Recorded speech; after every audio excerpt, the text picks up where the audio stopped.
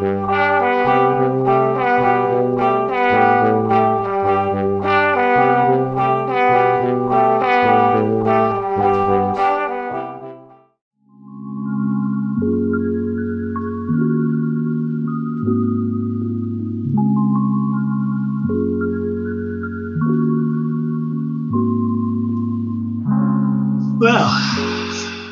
that went well. Par for the course, that, Maurice, old chap. Still, the evening wasn't a complete disaster. At least no one died. As soon as I tipped my prawn cocktail into her lap, I knew I was on the slippery slope. She just asked me to tell her a little bit more about myself, and I'd gone as far as telling her I was a driving instructor, when suddenly she's picking dead crustaceans in a rich avocado cream out of her lap. Trouble is, it actually went downhill from there. I didn't know her husband had died after falling into wet cement which had set over him, and I wasn't trying to be funny when I said it must have been hard for her. We didn't get as far as dessert, so I've no idea what the chocolate surprise was. Perhaps it's my destiny to be alone. Even if I get through the night without tipping food in their laps or insulting their dead husband's memory, it comes to a dead stop. Sometimes I'll get a sympathetic peck on the cheek, but mostly it's a brisk handshake and the promise of a call which never comes. Oh, though there was one, Doris Slow Loris. That was the nickname I gave her. A slow loris is a slow-moving nocturnal creature with a terminally vacant expression and huge eyes. And that pretty much summed up Doris, though she didn't clamber around in trees. And I don't think she lived on a diet of insects either, though I'm not entirely sure about that. She called and asked to see me again, and I was desperate enough to say yes. She invited me round to her flat, cooked me a meal, corned beef and oven chips, washed down with 2 cans of strong lager. Then we sat on the sofa and watched television for an hour or so. Suddenly I wasn't quite so desperate anymore. Then she invited me to stay the night. A little voice in my head screamed, "No!"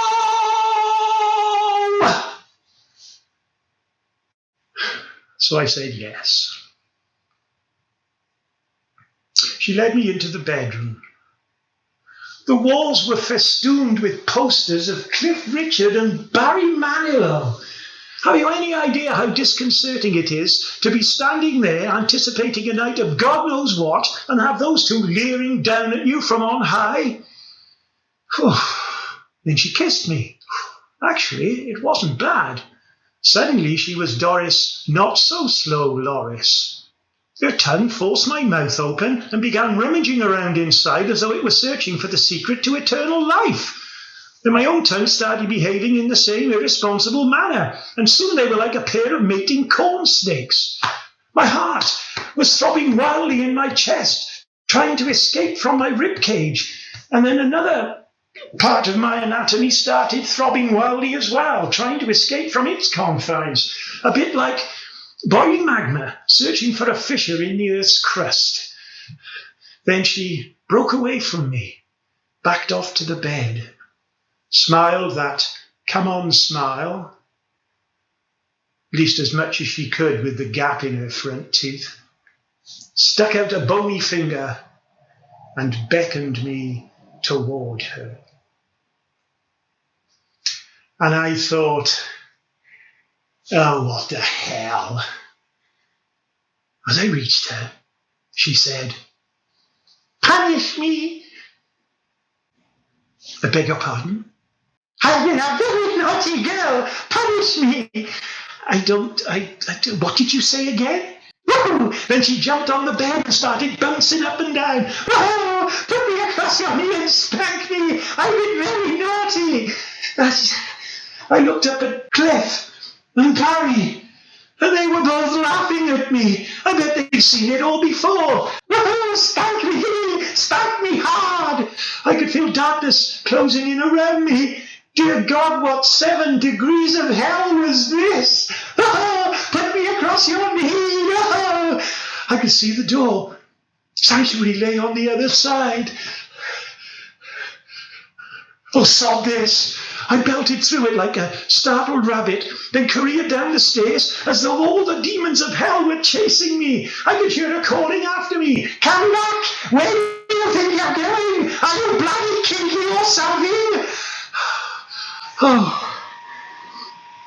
Oh, what an escape. For several days after, the sound of my phone ringing would fill me with a sense of cold dread. That it was her, trying to get in touch again. I haven't been able to listen to Cliff Richard or Barry Manilow since. Not that I listened to them that much in the first place. So there we are. Doris Slow Loris has been the sum total of my success since I joined the One True Love dating agency. For the more discerning, mature person. Only the lonely and desperate need apply. It's run by Miss Radetska. Yeah. First time I met her, she instantly reminded me of my old French teacher in grammar school. A tweedy blue stocking infused with breathless, back-slapping enthusiasm, a snorting laugh, and the appearance of having been dragged through a hedge backwards. On my next visit to her office, I felt compelled to inform her of Doris's rather exotic idiosyncrasies. Oh, yes, I'm having a lot of trouble placing Doris. I am so sorry. Trouble is, she's having a lot of trouble placing me. Perhaps I'm the male version of her. And the women who I've been out with report back to Miss Radetska with news about my exotic idiosyncrasies. Perhaps they call me Maurice Slow Loris. Oh, dear God. Well, it even rhymes. Perhaps the Doris Slow Lorises of this world are all that are left for me.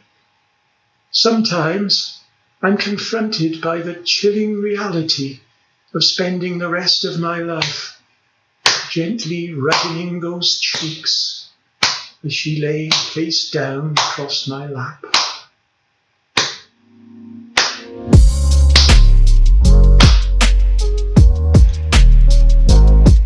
I mean, look at me. I'm not a bad-looking chap, am I? Yeah, all right. We can't all look like George Clooney, you know. At least I've got most of my own teeth. I was married once, 10 years ago.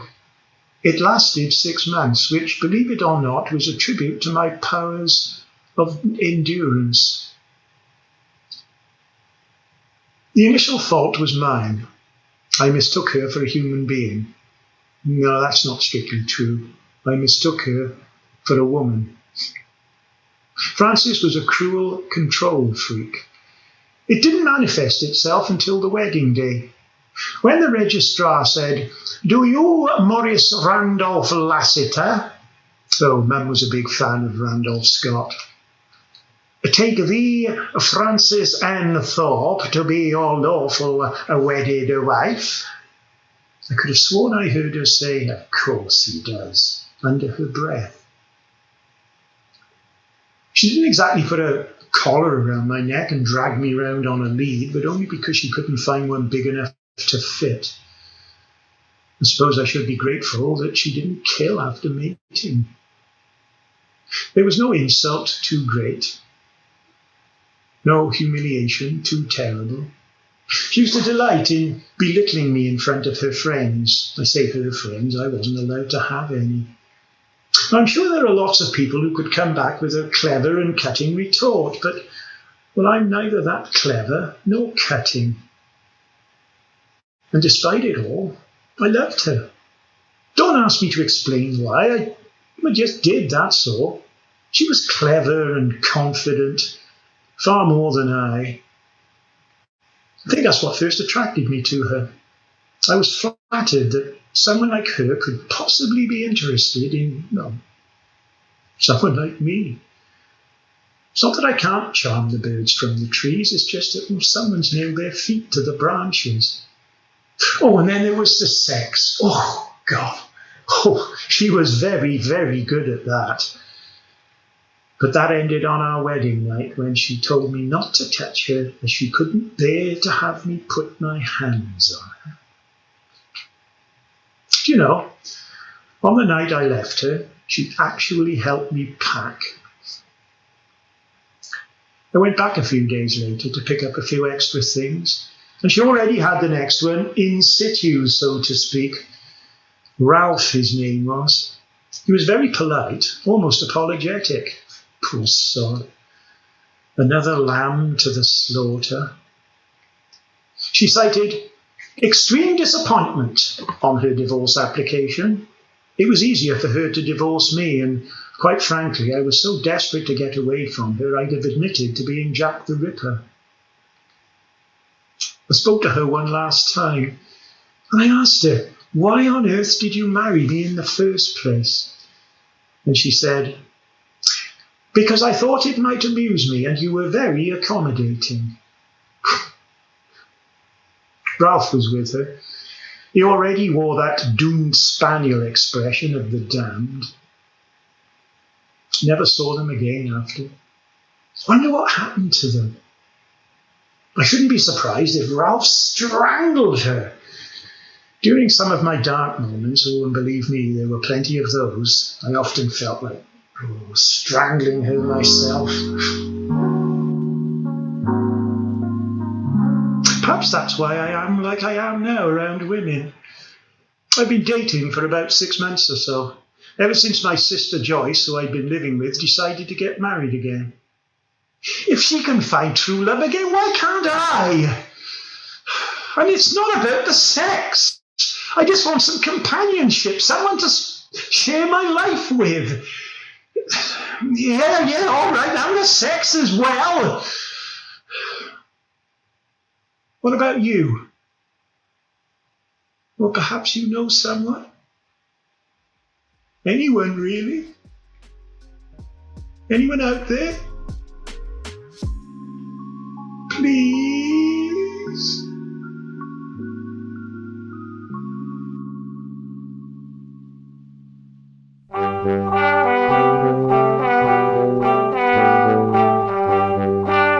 I suppose Phil Clapton was right. I mean, about our Anthony ending up in a courtroom.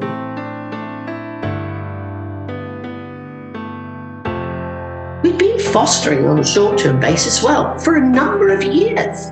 Anthony was damaged, and it was up to us to repair him. Love conquers all. We've got to give him a chance.